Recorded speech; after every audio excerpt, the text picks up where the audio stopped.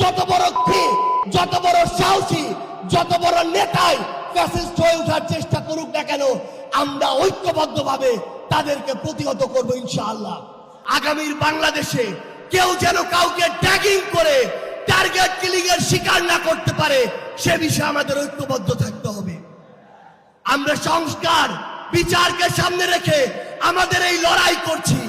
আপনারা পিআরের কথা বলেছেন, এই যে পিআর আগামীর বাংলাদেশের সংসদে আমরা যদি আসলেই জনগণের প্রতিনিধিত্ব চাই, তাহলে আগামীতে এই পিআর নিয়ে আমাদের আরো জোরে সোরে ভাবতে হবে।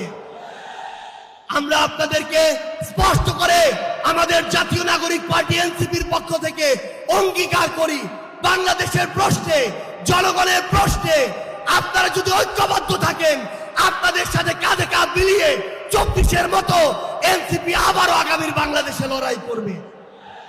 আমরা যতদিন ঐক্যবদ্ধ থাকবো ততদিন এই বাংলাদেশে আর কোনো হাসিনা মাথা উঁচু করে দাঁড়াতে পারবে না। ইনশাআল্লাহ আপনাদের সাথে আমাদের আবারও দেখা হবে রাজপথের লড়াইয়ে অথবা বিজয়ে।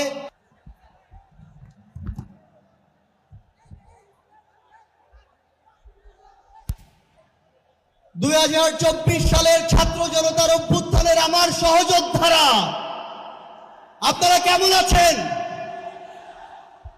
আমার সামনে আজ এই ইসলামী আন্দোলন বাংলাদেশের মহাসমাবেশে যে লক্ষ ছাত্র জনতার উপস্থিতি, তারাই ছিল আমাদের জুলাই অভ্যুত্থানের অন্যতম সহযোদ্ধা। কে কি বলল সেটাতে আপনাদের আমাদের কিছু আসে যায় না।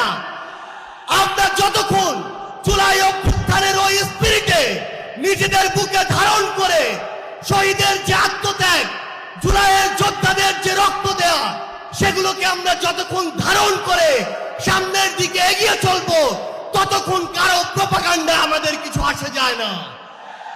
ততক্ষণ ওই বিদেশি এজেন্ডের চক্রান্তে আমাদের কিছু আসে যায় না। আমাদের মনে আছে ওই 3, 4, 5 আগস্টে আমাদের আমির সাহেব, সিনিয়র নায়েব আমির সাহেব কিভাবে মার্চ টু গণভবনের ঘোষণা দিয়েছিলেন। আমরা স্পষ্ট করে আপনাদেরকে একটা কথা বলি, এই 24 পরবর্তী বাংলাদেশে আমরা যারা অভ্যুত্থানের সহযোদ্ধা ছিলাম, আমরা যদি ঐক্যবদ্ধ থাকি, আগামীর বাংলাদেশে আর কোন ফ্যাসিস্ট কোন নামে কোন ব্যক্তিকে সামনে রেখে, কোন দলকে সামনে রেখে এই বাংলাদেশে দাঁড়াতে পারবে না। এখন জনগণের সামনে আমাদের দৃষ্টান্ত স্থাপন করতে হবে। আমরা আমাদের কাজের মাধ্যমে প্রত্যেকটি ক্ষেত্রে